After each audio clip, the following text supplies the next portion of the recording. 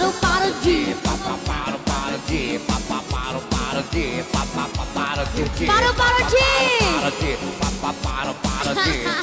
Palaban, palaban.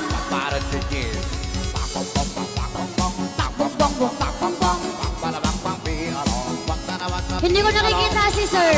Sumasayaw silang dalawa. Dapat baba, hindi yung palakpak lang. Energy, energy. Ano ba to? Lagi ka na lang tulala. Tulala.